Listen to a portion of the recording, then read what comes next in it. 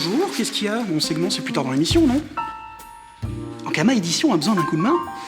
Non mais les gars, mais j'ai la piscine là, j'allais partir, c'est pas cool. Oui, je sais, ils sont super sympas, non, c'est pas la question, mais c'est juste avec la chaleur qu'il fait, moi j'ai envie d'aller piquer une tête. Faudrait vraiment qu'ils aient un argument vachement convaincant pour me faire changer d'avis. Le devoir m'appelle. Salut tout le monde! En septembre, c'est la rentrée littéraire, et vous allez le voir, Ankama Édition ne fait pas exception à la règle. Revenons un instant sur les BD déjà sortis. Fin août est sorti le volume 14 de Radiante, l'occasion d'en apprendre un peu plus sur les Domitors et sur Monsieur Boubry. Mais chut, pas de spoil. Côté Label 619, ça frappe fort avec le nouvel opus de Mathieu Ablay, Carbone et Silicium. Au programme de cette BD d'anticipation par l'auteur de Shangri-La, intelligence artificielle, transhumanisme, architectures abyssales et paysages à couper le souffle. Un titre dont vous ne sortirez pas indemne, avec une postface exclusive d'Alain Damasio, l'auteur du célèbre roman de science-fiction La Horde du Contrevent. Après le futur, c'est le passé que le label 619 nous offre à explorer, avec Horseback 1861, un western uchronique scénarisé par Asteda, qui était déjà au scénario de Doggy Bags Maple Square, et illustré par le talentueux jeune auteur Nico. Si ce n'est pas encore fait, filez découvrir les aventures de Randall et de son équipe à travers l'Ouest sauvage. Intéressons-nous maintenant au titre à venir. Le 2 octobre prochain sortira le 16e volume de Doggy Bags, Stress Killers on the Loose. La série culte poursuit sa saison 2 avec 3 histoires consacrées aux sociopathes de tout bois, réelles ou sorties tout droit de l'imaginaire glauque et déjanté des auteurs du label 619. Le 10 octobre marquera la sortie de la dernière vague des éditions spéciales 15 ans Ankama Édition. Retrouvez en librairie et sur Ankama Shop 5 des titres phares de notre catalogue avec une nouvelle couverture et des bonus inédits. Shangri-La et les premiers volumes de Doggy Bags, Jim Hawkins, Tu mourras moins bête et Dans la tête de Sherlock Holmes. Last but not least, le mois d'octobre se terminera en beauté avec la sortie du nouveau spin-off de Freak Squill, Kim Trauma, scénarisé et illustré par Florent Maudou et Rebecca Morse. L'occasion pour les personnages secondaires de monter sur le devant de la scène dans cette anthologie autoconclusive. Ça fait un paquet de nouveautés à lire pour vous et on vous réserve encore plein de surprises d'ici la fin de l'année. Du coup, je vous souhaite bonne lecture et moi je retourne piquer une tête. Bonjour à tous. Alors, côté produits dérivés, gros travail sur le Kickstarter Wakfu. Alors, grâce à vous, ça a été un énorme succès, encore merci à vous. Et ça nous a permis de travailler les volumes de production pour vous proposer des produits encore plus quali. Faire mieux, plus beau, plus quali, c'est notre leitmotiv sur ces dossiers. Par exemple, sur la casquette Producer. Au départ du Kickstarter, on était parti sur un modèle plutôt très fin, très léger, et on ne savait pas trop comment on allait pouvoir imprimer le logo. Grâce au volume, on a pu faire plus beau et plus quali, avec une casquette bien plus épaisse, avec une meilleure tenue et un magnifique écusson brodé. Pareil pour l'écusson thermocollant. Alors, je vous montre le prototype de base, et grâce à ça, on a pu vous sortir un écusson beaucoup plus grand, avec des traits beaucoup plus fins. Pour les figues, ça fait un moment qu'on travaillait sur un projet de figurines de personnages emblématiques du Cosmos. Et Todd a eu l'idée de vous les proposer en récompense de Kickstarter sur un format 10 cm. Et vu le succès, et dans l'idée de faire toujours plus beau, plus quali, vous avez pu voir que dans Pledge Manager, nous avons proposé des figurines résine de collection numérotées de 20 cm. D'ailleurs, les tutos ont pu avoir un aperçu de ces figurines, elles sont jolies, non? Pour la fin de l'année, on travaille aussi d'arrache-pied pour essayer de vous proposer un pack de goodies Pandala sur Ankama Shop. Vous proposez toujours plus beau, toujours plus quali, c'est notre objectif. Et nous travaillons notamment avec Mon Bento pour vous proposer une boîte bento estampillée Pandala. Mais c'est quoi ce bazar? C'est qui lui? Lui? Bah, c'est le nouveau BAM. Plus beau, plus jeune, plus quali, plus fit. Et franchement, je préfère BAM comme ça. Et dans ce pack, un magnifique sous-main dragon encré papier. Et n'oubliez pas que dans ce pack, vous retrouverez aussi des items Dofus, Dofus Touch et Wakfu en avant-première. Et c'est qui, elle? C'est le nouveau Fab, hein, comme pour moi. Plus jeune, plus beau, plus quali. Alors à bientôt sur Ankama Shop. Et moins viril aussi. Hein. Non, ça c'est pareil qu'avant. Bon, c'était pas mal. On peut la refaire sans les deux relous derrière ou pas?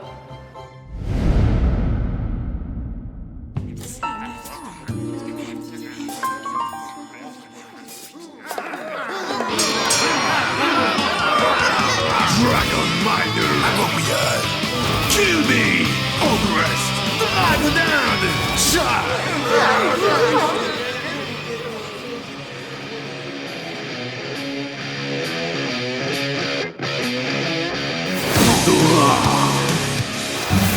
Salut à tous, on se retrouve de nouveau côté Wakfu pour discuter ensemble du contenu de la prochaine mise à jour. Alors, que contiendra-t-elle ? Eh bien, tout d'abord, la tour minérale. Vous le savez, nous avons à cœur l'amélioration de votre expérience de jeu et cette mise à jour poursuivra les efforts qui visent à améliorer notre offre free-to-play. Les mécaniques de récompense et de participation de la tour ont été revues et par conséquent, plusieurs changements sont à prévoir.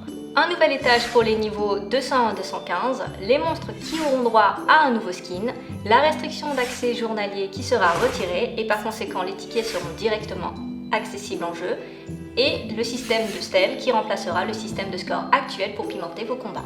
Alors à vous de relever tous les défis de la tour et montrer à Agony de quel bois vous vous chauffez. Mais ce n'est pas tout, nous continuons de travailler sur les 5 refontes qui ont été annoncées en fin d'année dernière. Nous avons déjà déployé les refontes du Feka et du Steamer. Pour ce patch-ci, ce sera le tour du Zobal. En parallèle, nous comptons apporter des modifications à 2 autres classes, les Nutrophes et le Roublard.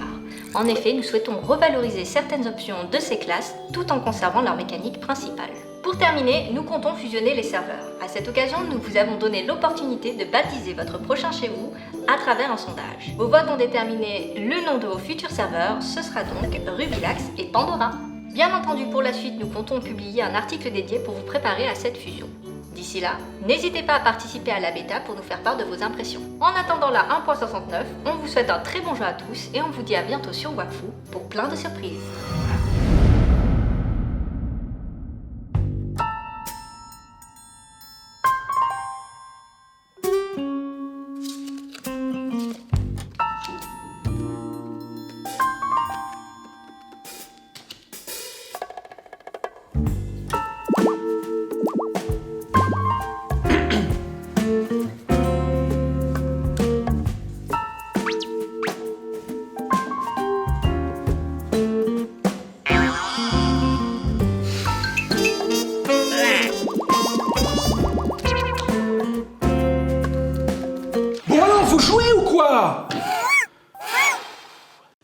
Je disais donc, salut tout le monde, aujourd'hui on va vous parler de Dragon Parks.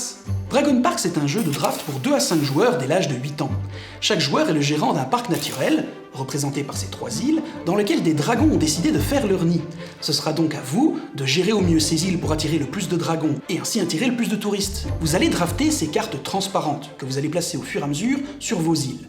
Bien entendu, cela signifie que la composition de vos îles va fortement changer, car vous allez partiellement recouvrir les symboles des anciennes cartes avec ceux des nouvelles. En général, il faudra varier le panel des dragons présents sur vos îles, mais certains dragons sont plus ou moins à la mode à chaque tour et vont donc vous rapporter plus ou moins de points. Vous devrez aussi faire attention à garder quelques moutons pour nourrir vos dragons, car à la fin de chaque tour, si vous n'en avez pas assez pour tous les nourrir, ils vont dévorer vos visiteurs.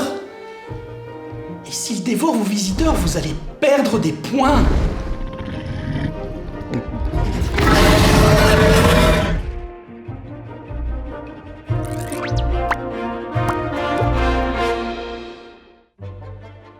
Au bout de 3 tours de draft, celui qui aura attiré le plus de visiteurs remportera la partie.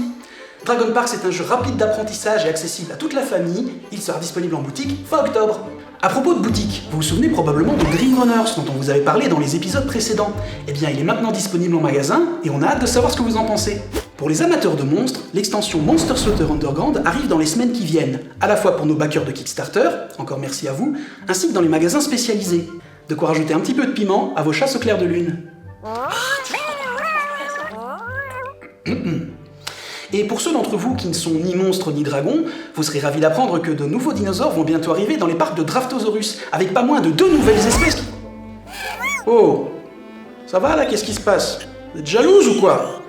Non, désolé, ouais, c'est une seule bébête à écailles à la fois, d'accord? Puis en plus, bon, Dino Meeple, on va être honnête, c'est beaucoup plus facile à ranger, c'est quand même vachement plus classe.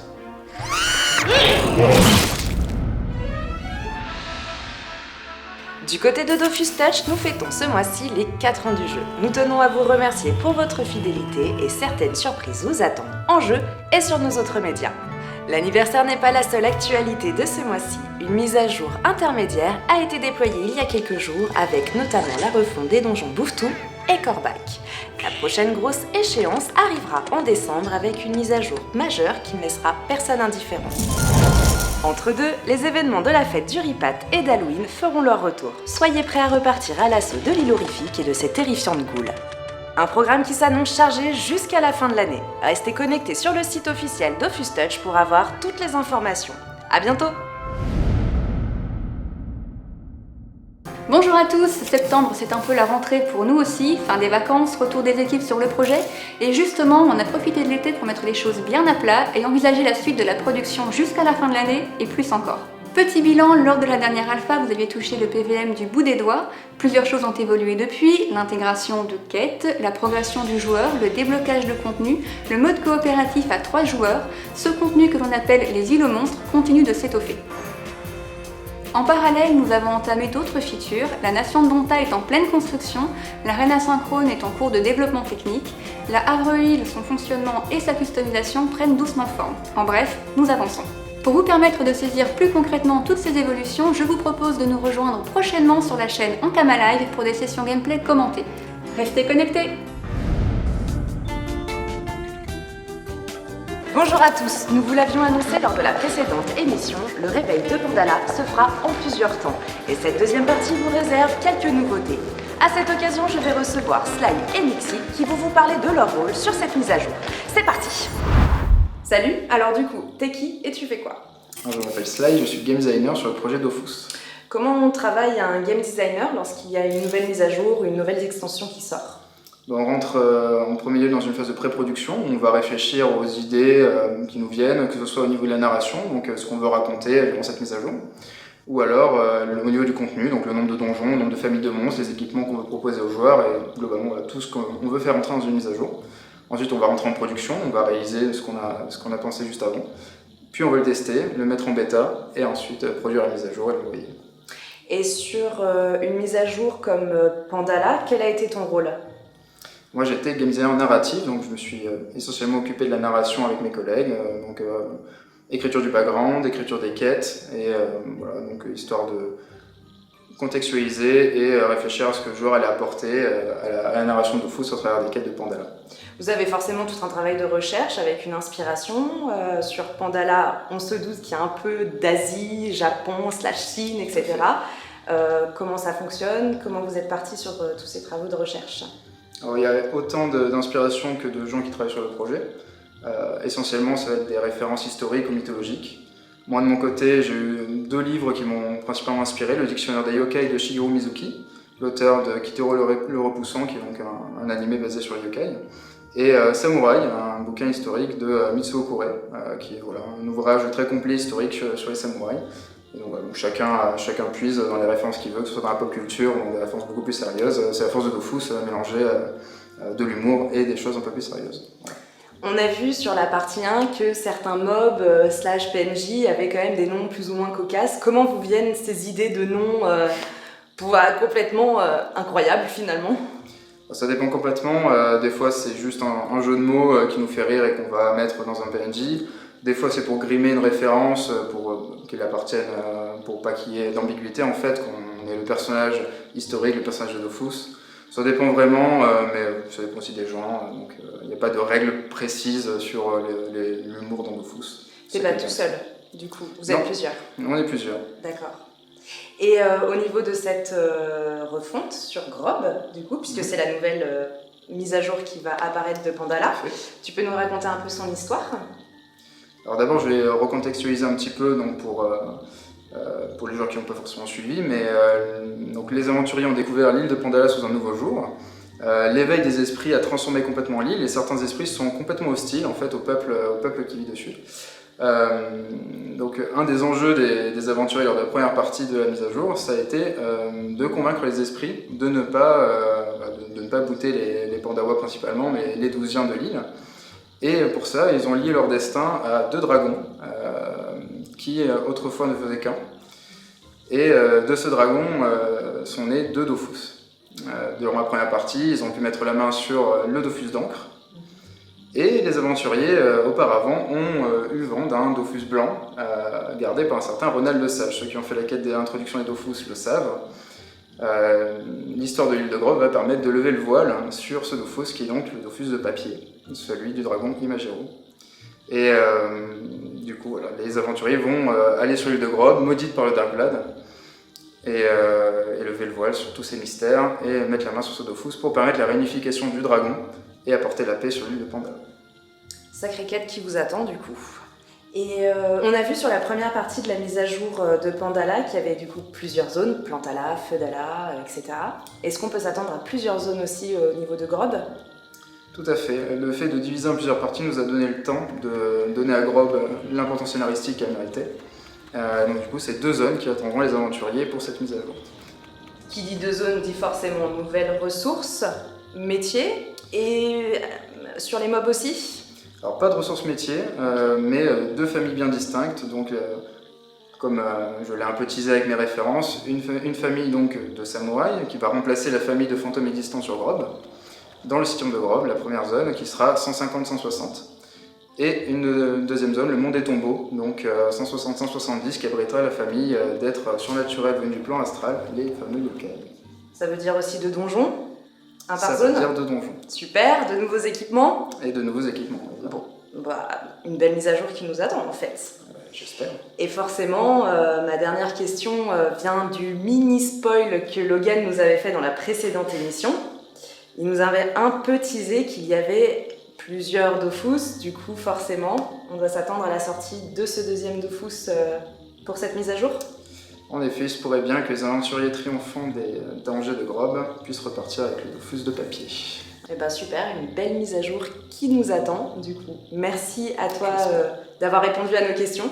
Et puis du coup, sur la partie 3 j'imagine? En effet, allez, c'est pour la 3e partie de Pandala. Eh ben bon courage à toi. Merci. Merci. Je suis en compagnie de Nixie. Bonjour Nixie. Alors, quel est ton rôle à Ankama? Moi je suis level designer. D'accord, c'est quoi? Alors je fais plutôt du level building, c'est-à-dire que je fais des compositions où je crée à partir des pictogrammes que les graphistes réalisent au préalable, je les monte et je fais par la suite du level design où je fais tout ce qui est blocage en combat, mouvement, c'est-à-dire que je fais en sorte que les personnages ne passent pas à travers les décors, ce genre de choses. Sur une mise à jour telle que Pandala, on voit qu'il y a quand même une certaine ambiance qui s'inspire de l'Asie, de la Chine, etc. Comment fonctionnent toi tes inspirations? Comment marche ta créativité? Alors, ma créativité personnelle, alors moi je m'inspire beaucoup de ce qu'on appelle les mises en situation. Ce sont des réalisations, des illustrations que les graphistes créent avant et nous envoient. On les adapte bien sûr afin que ce soit aussi qu'on puisse se les approprier et surtout afin de les rendre jouables parce qu'il faut faire attention à ce que ce soit esthétique et techniquement possible lors des combats, etc. Par conséquent, tu connais déjà en fait l'histoire de la zone avant de la créer en fait? Oui et non, on la connaît dans sa globalité, mais on doit faire attention d'être en raccord avec les game designers. Des fois, ils vont s'inspirer des maps que l'on réalise et parfois, c'est nous qui devons nous adapter aux demandes spécifiques des quêtes. Donc, des fois, ça peut être la création d'un hôtel ou des tombes particulières, des tombeaux. Et donc, du coup, on va les intégrer par-dessus les maps basiques que l'on va faire. D'accord. Et au niveau justement de ces fameuses maps, à chaque début de tour, le joueur doit se placer. Comment tu arrives à trouver un compromis entre le gameplay du combat et finalement l'ambiance de la map?